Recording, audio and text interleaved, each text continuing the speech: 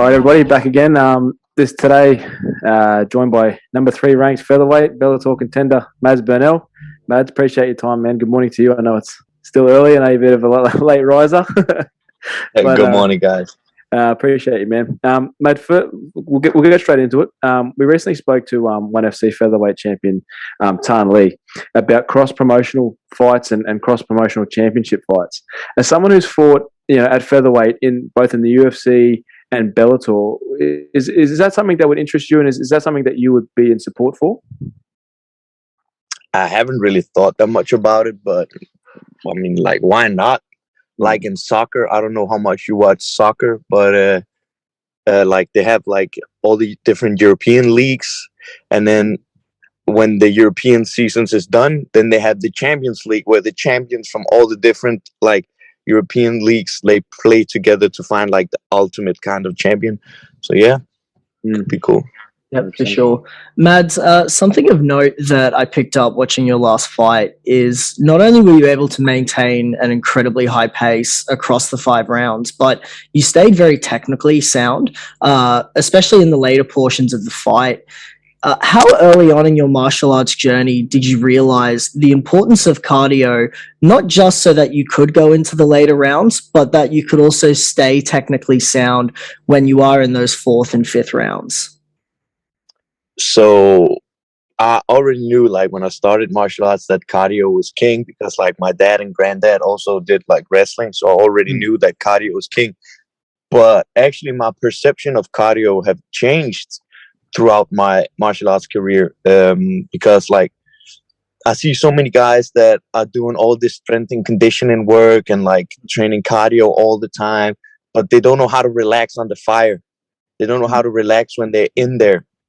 And that is true cardio in martial arts. That is knowing, like, being relaxed, because there's so many guys that have so good like cardio if you look at their numbers, but when they go in there, they gas within like 2 minutes because they don't know how to relax. So it's all about relaxing. Like, this one is the best cardio. Yeah. So yeah. 100%. Mads, leading to into our next question, you show a high level of adaptability. You seem like you're able to adapt to situations on the fly in your fights. Is that something that has come from working with Coach Dennis Davis at Team Extreme Couture, or is that something that's more just instinctual to you as a martial artist?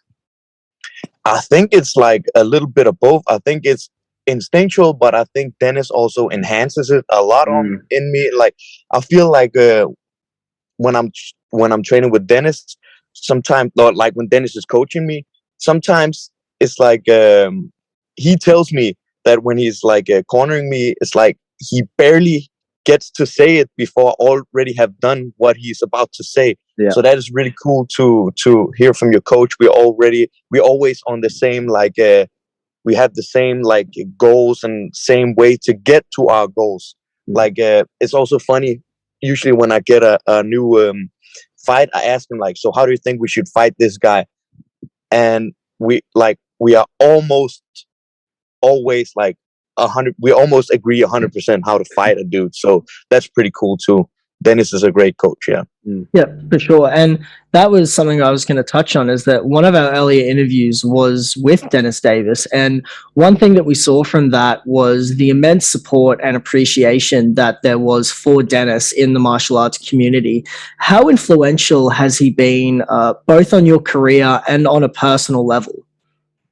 Like, first of all, Dennis is a very, very, very good friend of mine. And like, he is so supportive to me. The first time I ever came to Extreme Couture, I've never met Dennis. He let me sleep in his house. I have my own room whenever I go to Extreme Couture.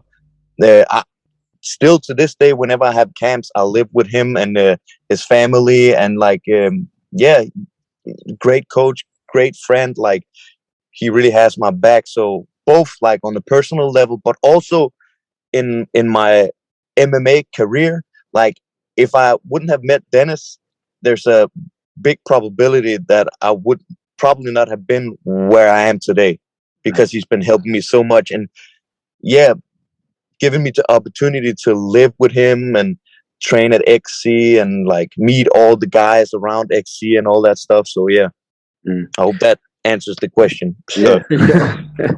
Mads, while wrestling is pretty much accepted to be the most grueling and toughest aspect of MMA to learn from a physical standpoint, from a technical perspective, what part of general sort of MMA skill set was the most difficult for you to learn? So was it, wrestling, jiu-jitsu, kickboxing, striking, that sort of stuff? That is a good question. That is actually, I've never really thought about that. I think like not like it's jiu-jitsu or it's like boxing or whatever. I think the hardest skill to learn in fighting is defense.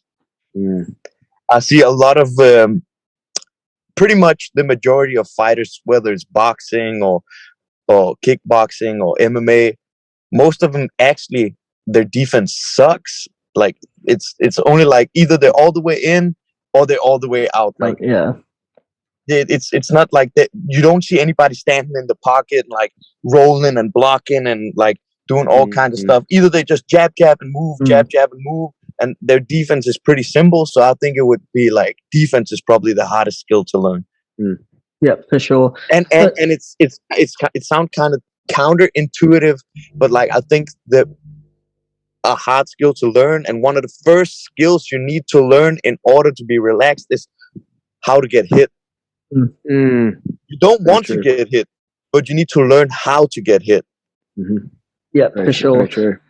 So, Mads, throughout your career wins, you've shown a particular proficiency for landing submissions that are a bit rarer in MMA, such as the Bravo choke, and in particular, you have quite a few wins by Japanese necktie. Do you find that these sort of submissions sometimes present themselves easier in MMA because they are more rare? They're not the standard submissions that people are kind of looking out for to defend, like the rear naked choke, like the triangle, the Kimura, the Americana.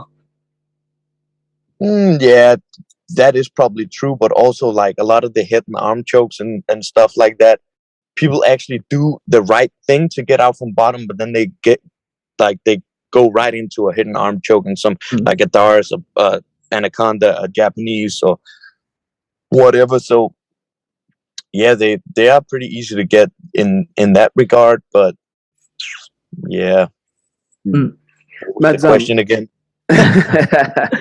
Mads, there was obviously a fairly newsworthy Bellator event this past weekend. Obviously, with Corey Anderson and Vadim Nemkov, along with AJ and Pitbull. Unfortunately, sort of both those fights had a bit of controversy surrounding them.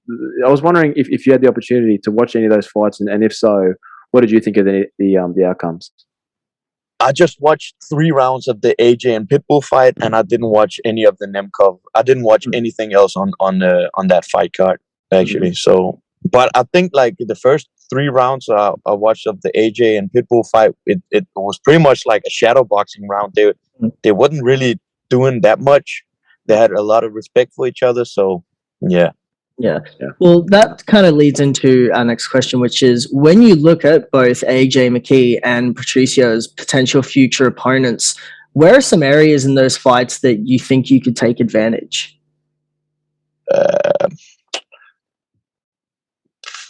Some areas like I just think like people might, I don't know.